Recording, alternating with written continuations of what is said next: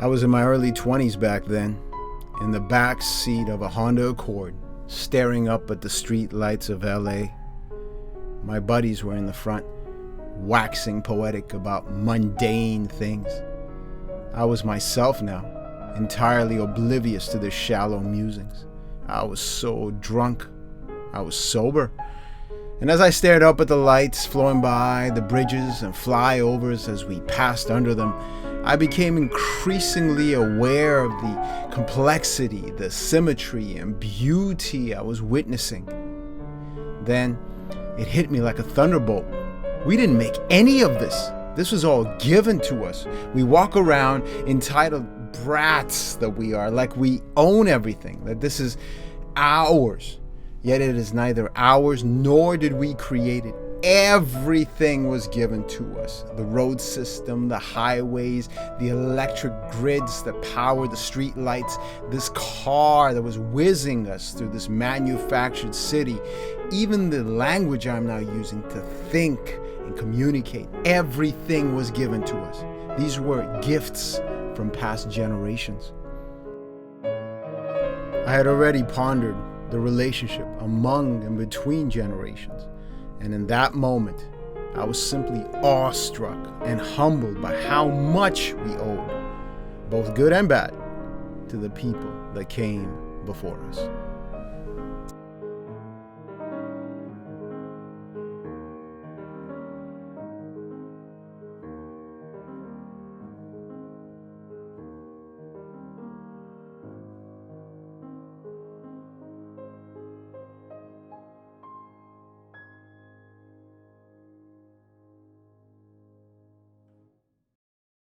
It all started with a trip. The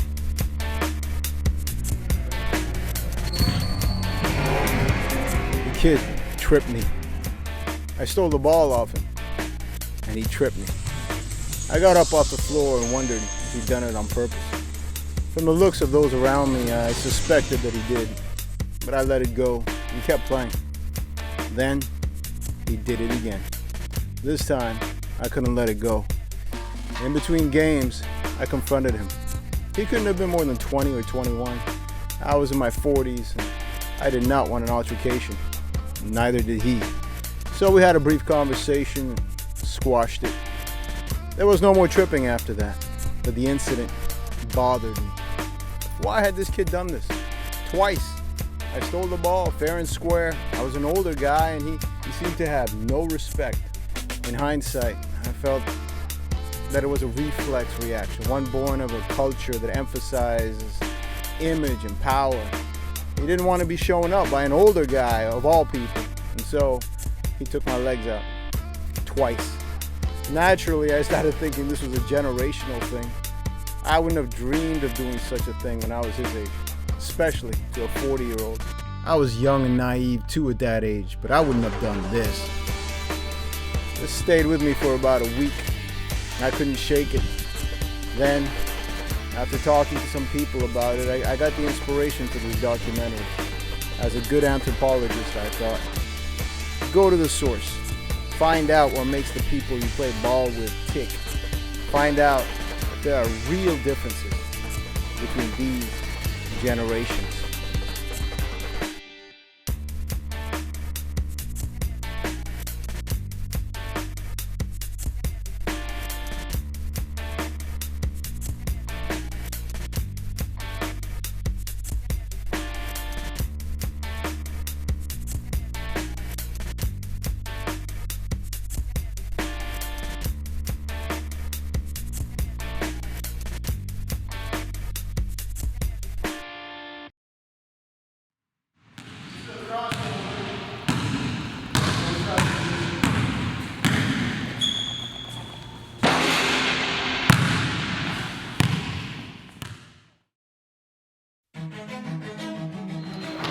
started playing when I was about 6 years old. I really started getting into it about age 10 or 11.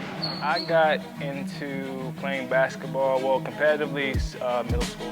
I have to say I really did start when I was like 8 years old. I didn't touch a basketball until I was probably about 12 years old. I actually started basketball late, opposed to like a lot of my friends. I probably would say started playing organized basketball at 14. So yeah, I was a late bloomer. I was 5 when I started playing. I started playing like a little youth league out in Cali. You know, that was just when I was in like kindergarten. I started playing basketball age of 9 in Saudi Arabia. There wasn't much competition, so I was probably the best player on my team. Then we played the American team and we'd get whooped every year. And that was it. And the first time I saw Magic Johnson play is when I got hooked. I absolutely hooked. I remember the first time I really got into it was when I started watching the NBA playoffs, 2006, when I saw Dwayne Wade and Shaquille O'Neal, man. That's when I really got into it. I grew up playing against Iverson. He was in Hampton. I was in Newport News. He's a couple years older, but I grew up playing against Ronald Curry, who was actually in 1998. He was the McDonald's All-American High School Player of the Year. Went to North Carolina. Oh, high school, we took, we were top 5 for sure. Actually, top 3 for sure. I got to Puerto Rico back in 1998, and then I graduated in 2001. I was immediately recruited to play on the basketball team after playing, just for fun in gym. That was my plan anyways. So 35, who picks up basketball again up at 35, after playing forever. So that's where I am right now. I just love the game. I played college. Yeah, but like community college. I played high school, I played college basketball. Hampton Sydney College. I played point and I played shooting guard. Shooting guard. Point guard, shooting guard. Point guard. Yep. All I did is dribbled and pass, so I ain't never shoot, as you see.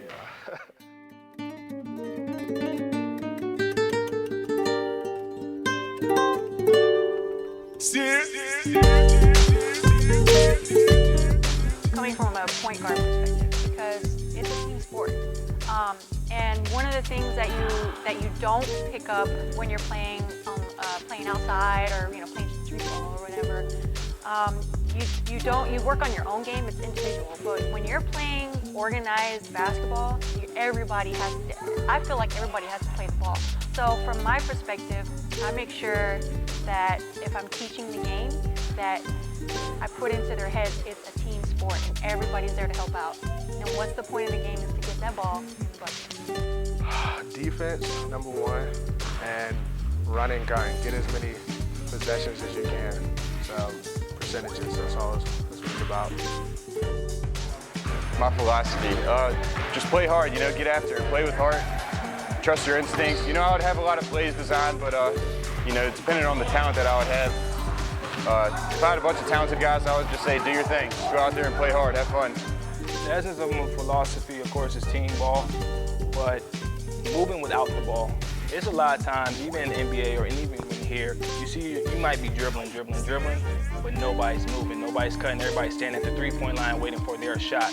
If you cut through the lane and do more and more on the basketball court, you're going to put everybody else in position to score, and you might give yourself an easier lane. I hate just standing at the top of the key. I'm dribbling the ball and I'm looking, and everybody's just waiting for the pass. It's just like, that's not basketball. You have to move and make the game easier for everybody. Lakers. Ooh, I'm a Lakers fan, unfortunately. So I've been a Lakers fan for a while. Can't really jump off the bandwagon, so I got to stick with them until we're good again. Oh, Charlotte Hornets. Yeah. I grew up watching, I've always been a Bulls fan because of Jordan, Pippen, Robin. Yeah, those are my dudes. But I kind of fell in love with Muggsy Bogues because he was just like this really short dude. And then he was just, the way that he moved the ball and was able to see, everybody, and the way he played off of Larry Johnson, it was a wrap. I've been a Hornets fan ever since.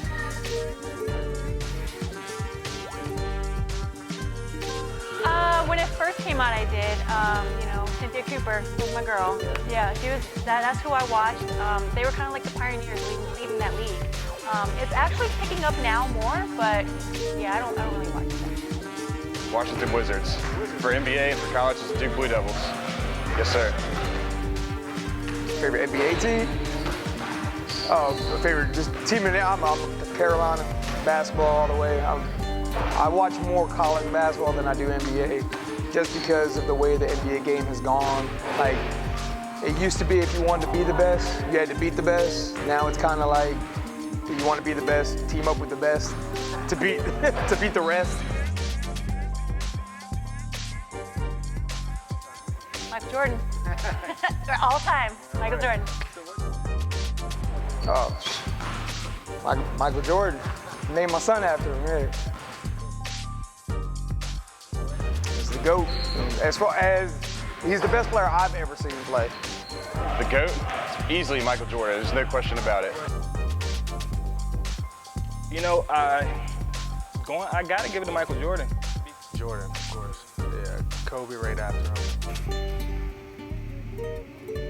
Jordan.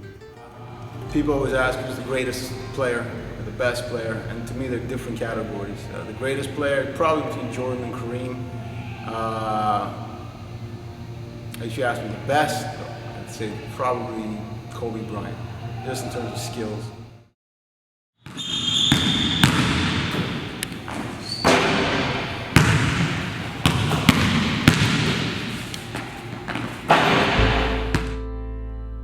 This is my why. I love this gym. I got undercut once, right here, while flying through the air trying to make a layup. I landed on my ribs, almost broke a couple. Another time I almost tore a hamstring going full speed and trying to make a spin move at age 42. I hit a bunch of crazy shots all over this court, showing myself and everyone, old man still got it. I broke a finger. I got another one dislocated here. I got into several near altercations here. It was here that I came during a severe bout with depression to literally have my spirits lifted back up. This is my refuge, my escape, my place of recuperation and regeneration. I'm pretty much a loner, but I made a bunch of friends in this place. This place, just one among thousands, was a creation of one man. His name is George Williams. The YMCA's own official account of its founding reads, in 1844, industrialized London was a place of great turmoil and despair. For the young men who migrated to the city from rural areas to find jobs, London offered a bleak landscape of tenement housing and dangerous influences.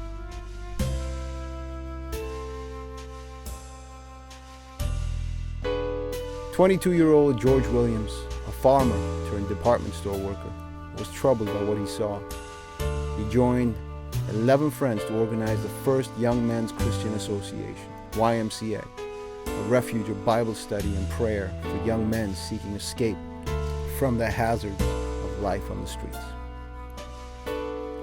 This new association rapidly expanded.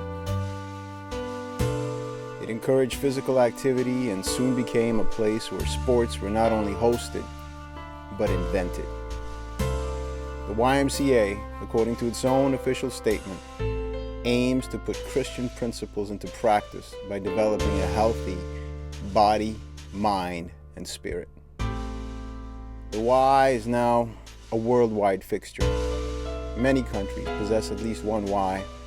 In the US, virtually every city in the country usually has several such facilities. George Williams' creation has become so ubiquitous that it now simply blends in to the cultural background of cities and communities.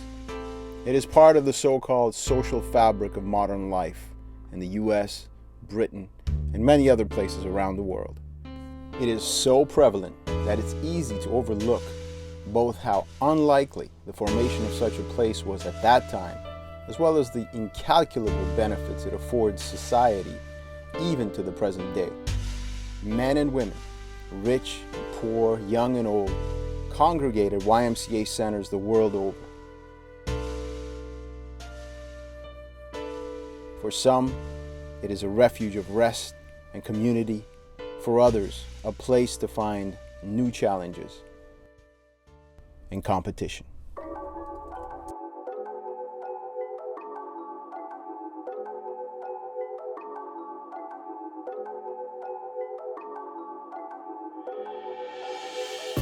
Soon after the establishment and rapid growth of the YMCA system, one particular employee of the Y, a physical educator, pastor, and physician named James Naismith, invented the game that is today known as basketball.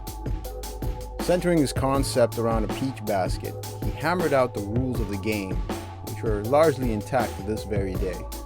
Some major additions, such as shot clocks to speed up the game and the three-point shot, which rewards long-range shooting, were later additions. The game became wildly popular, eventually becoming the second most popular sport in the world, behind only soccer. It is a rare sight to see an American high school, or YMCA for that matter, without a basketball court as part of its campus. One fascinating historical oddity about Naismith is that others suggested that the sport be named Naismith ball, but he declined the honor, opting instead for the more straightforward and descriptive moniker, basket ball. Looking back on Naismith and Williams, one is struck by their apparent selflessness, their concern for the well-being of their fellow citizens and their society. Was it really so? How prevalent are such attitudes today? Have things changed?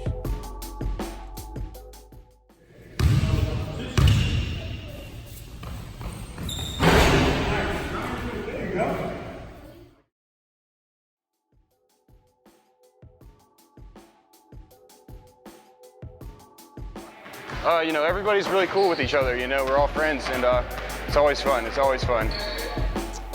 Here at the Y, it's competitive, just a bunch of good group of guys come out here to get a good sweat on, get to play with the younger guys, so it keeps me in shape. It's competitive. I know everybody, so just playing against your peers is always good. The competitiveness, we have the competition level is really equal, I feel. And one thing about the Y is like a family.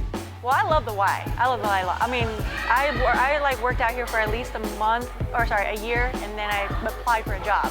And then I met some of the guys that play ball here, and they just took me in as one of their own. So I was like, okay. So it was super comfortable and super easy, and so I was just like, all right, might as well just pick it up again. So. What do I not like? A little bit too much arguing sometimes. That's about it. That's about it, though. We don't really ever get into fist fights. It's more of just an altercation because everybody's tired and it's like a late foul, and just things like that. So we might get a little tense. The size of the court.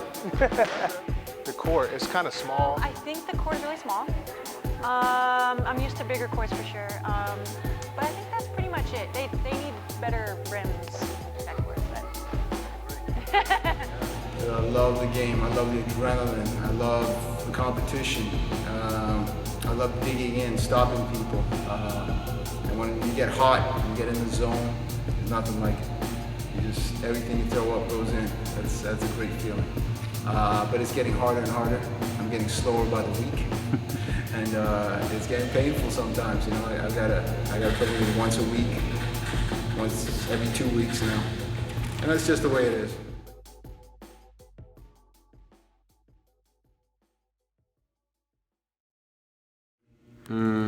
Yeah, I think the older generation, it was more like really playing basketball versus the new generation is more about showing off, and then there's more fights in the games, there's more, I don't know, it's different. Yeah, it's very individualistic. Yes. Nobody wants to play defense nowadays.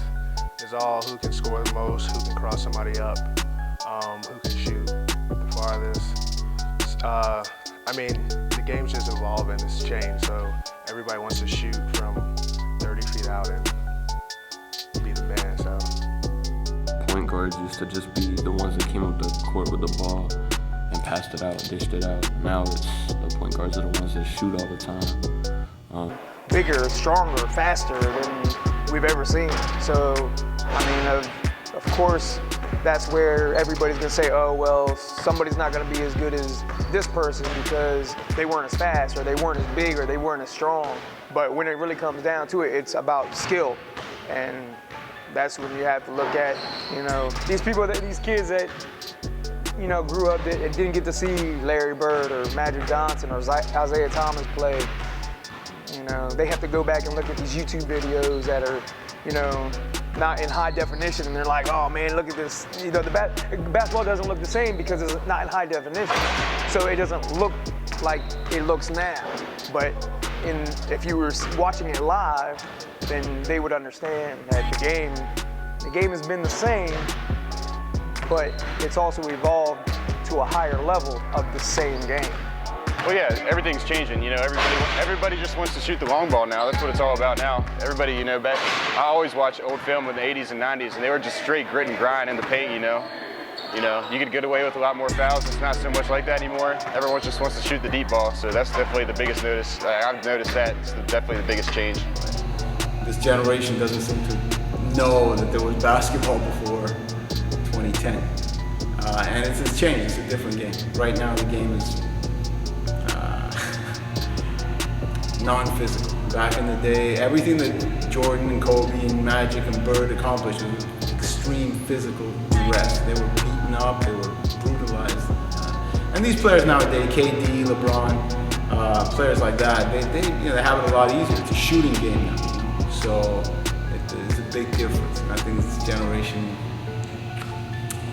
lacks that perspective.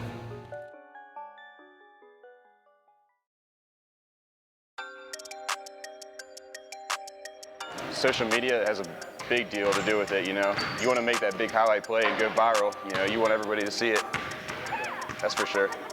Oh yeah, I mean, that's how everybody watches it now, you know? That's how people perceive it around the world. Oh, absolutely, absolutely. I do have an IG account and a Facebook account, and I see a lot of guys, they kind of have like that and one. You know, I don't know if you know about that series, the And One series, and everybody does the tricks between them and stuff like that. And so they think that's really tricky, but you can't play that you can't do that in organized ball. Like, there's no, if it is, it's like total luck. Like, you know, just yeah, you ain't doing that all the time, so. Nah, I don't think so. I think it's just more, that's what everybody tries to do now, is like, show up. Yes, honestly, I feel that's the biggest thing with LeBron James' career that's been his downfall, as opposed to Michael Jordan didn't have to deal with the media pressure as much as everybody else. Like, we all know, as a basketball fan, we know about Jordan's personal life with his, you know, his gambling, his nightlife. If that was always in TMZ, he might not be the same player.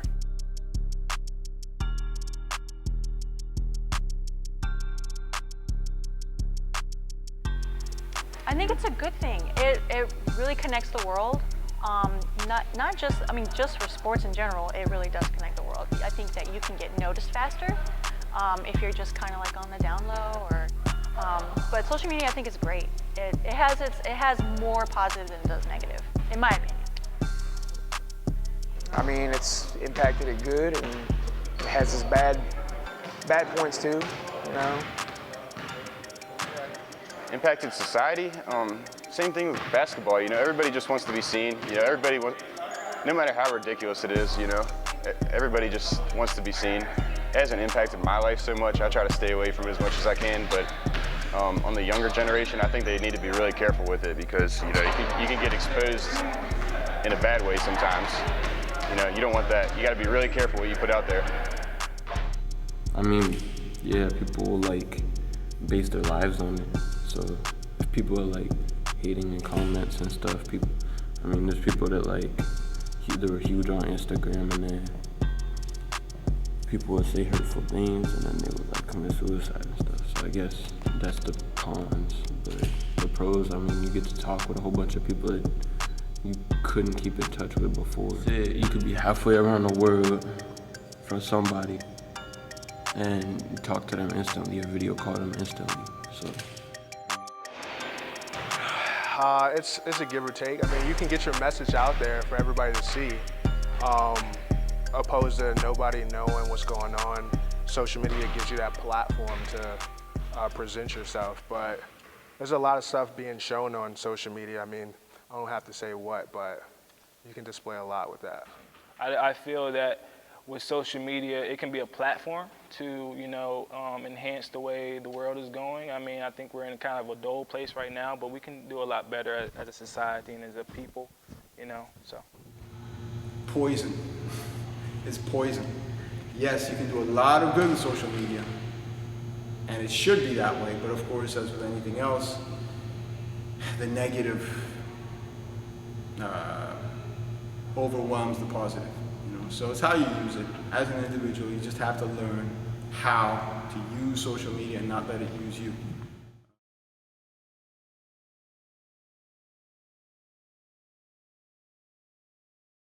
I think we can be headed in a better direction. For the most part, I think the United States is always trying to do the right thing. Sometimes it's not always the right thing. People around the world have lived their type of lives for thousands of years. So who are we to say that you have to live a certain way because that's the way we live? So, I mean, if it has to do with inhumanity, then yes, I believe somebody should step in.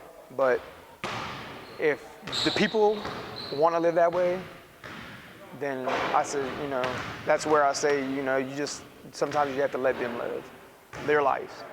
It's tough to tell right now, I shy away from all that as much as I can. It hasn't looked so good lately, but I think, there's always going to be some kind of saving grace, in my opinion. So I'm a political science major, so I can get into real big depth about it, but to keep it general, especially for Williamsburg, because Williamsburg is just a nice niche area in Virginia, in my opinion. And I think, honestly, they're kind of shadowed on what's going on in general in the state of Virginia, just because it gives off the illusion that it's such a nice place to live and that everything is super calm and positive, and it's a wonderful community. But I think that as far as the community goes, that we need to be more social.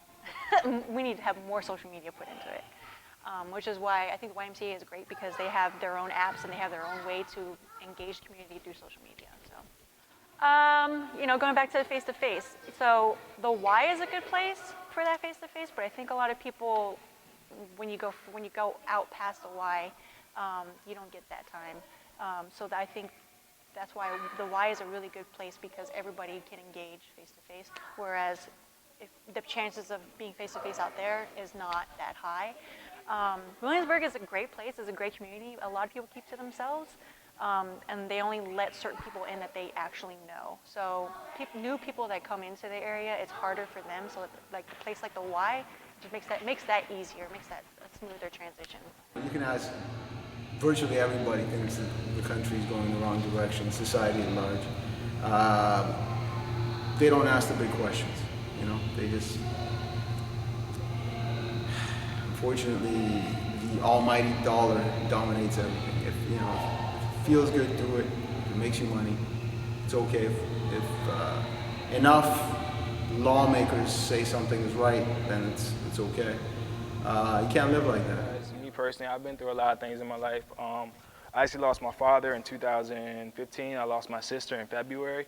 So it's just a lot of personal experiences I've been through. Like, I can tell somebody what it's like to have a father, have him raise you, and then lose him, because, a lot of African Americans, we don't have our father in the household for the primarily of our life. And my father was able to see me develop from a baby into a grown man before his untimely death.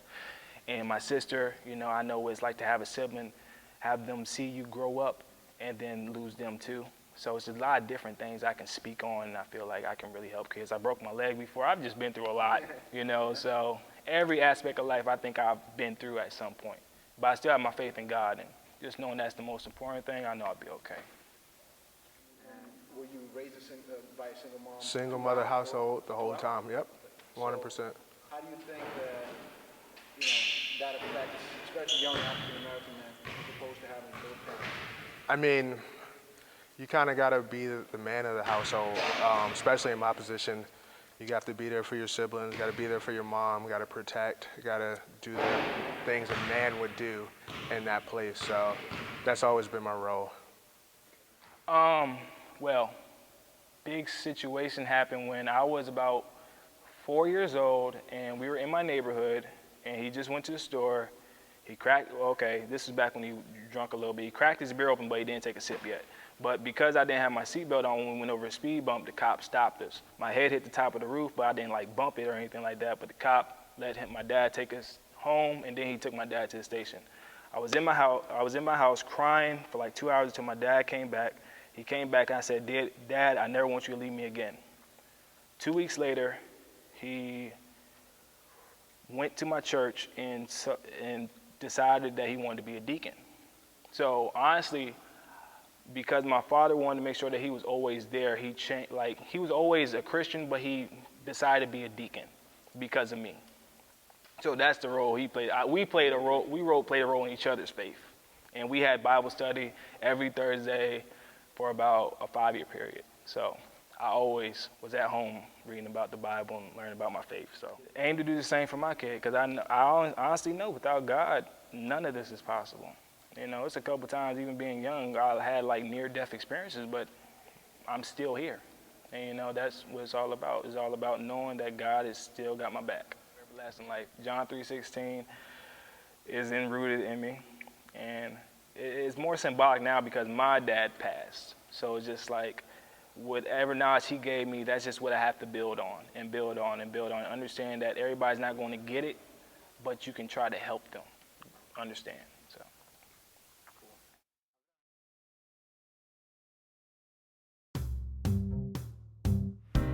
Oh, retired on my ranch in Texas, man, still balling. Rich and famous and successful. I mean, that's pretty much it. 10 years, you know, I just want to have my own house, you know, have a nice car. I think that's a strong possibility the way I'm going right now. And I definitely want to stay in here. Stay in the weight room and stay playing basketball. Probably stay in the area, yeah, for sure. In 10 years, I see myself as a personal trainer. I'm still kind of teetering with my degree. I don't know what I want to do yet, so I got 1 more year of survival left, so we'll see what happens. But mainly owning my own business, something with sports. Oh man. Hopefully more fit. So in 10 years, hopefully making great documentaries. I can't think about that right now. I have 1. I have a little girl, yep, she's about to be 6. One day. One day, I'm not, if the situation is right. No rush. Yep, got 3 kids, one girl, 2 boys. We're not married, but we've been together for 15 years now. We're kind of just living our lives. We weren't rushing into anything, and we kind of just, I mean, we feel like we're married, you know. We don't think marriage is gonna change the way our life is, so it's not like it's not a necessity right now, but yeah, I mean, one day, of course, we want to be, you know, married and I guess living a happy life, but we're happy without being married. More fit, a bigger family. I want more kids, and I definitely still want to be here. I really love Williamsburg a lot. I've lived in a lot. I lived in Japan for 15 years. I lived in Puerto Rico for 3 years. I lived in Maryland for 3 years. I mean, I'm military brat, so I moved everywhere. So Williamsburg is the only place where I've lived here for more than 2 years and said, okay, I'm not ready to get up and leave. I want to stay.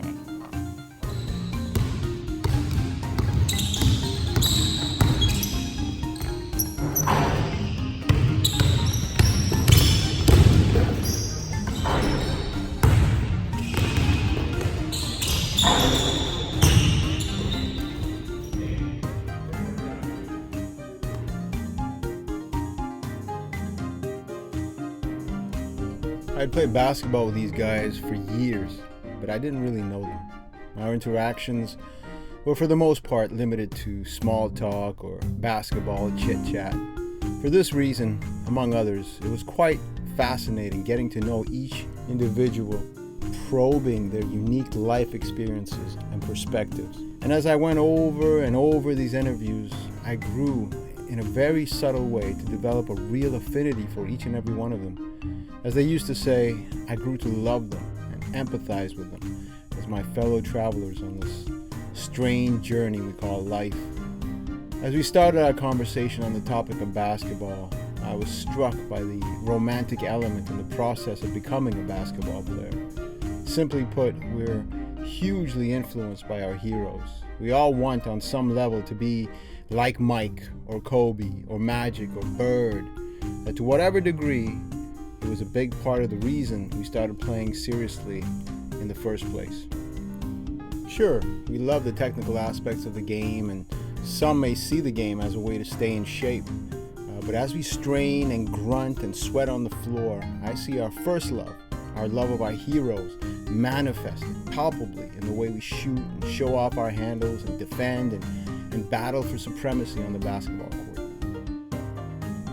The ultimate hero figure, it's fair to say, is Michael Jordan. I was not really surprised, but still a tad dismayed by the unanimity regarding Jordan being the greatest player of all time. Among historians of the game, there may be more dispute about that assertion. More broadly, I sensed a general optimism, especially among the younger participants. Is this optimism well placed? Only time will tell. I noticed also how eager everyone was to share the stories and opinions. However, when it came to questions about society, which inevitably includes values and politics, clearly everyone became somewhat guarded, certainly less enthusiastic. Is this a reflection of the litigious and politically correct environment in which we live? One trend, which I personally found troubling, is that marriage, perhaps the central social institution among all the cultures I'm familiar with, seems to have diminished in importance. Rather than a rite of passage, it seems to have become just another option among a panoply of lifestyles to choose from. Are we losing a common thread in our pursuit of individualism? It is difficult to believe that George Williams and James Naismith could have envisioned the global significance of their creations. And yet, as we admire their achievements, one cannot help but wonder if the drive and moral fortitude which they exhibited still have a place in our time. We witnessed previous generations build institutions. The Y, basketball, ambulances and hospitals, medicines and spacecraft, ethical systems and universities. Are we going to continue building institutions and raising the moral and ethical standards of our communities? Or are we going to end up tearing them all down? Having said this, I too maintain an optimistic outlook, if a somewhat mystical one. Things may yet work out for the better, in the unusual way that such things often happen. As generations and attitudes inevitably clash, I take solace in this, the feeling that there is an invisible common thread that seemingly transcends time and culture. We may lose it from time to time, and this or a succeeding generation may yet rise up to the challenge. We continue to cling to higher ideals. Something has resisted and continues to resist the relentless tide of consumerism, vanity, and greed that encroach all around us. With every new birth, hope somehow endures.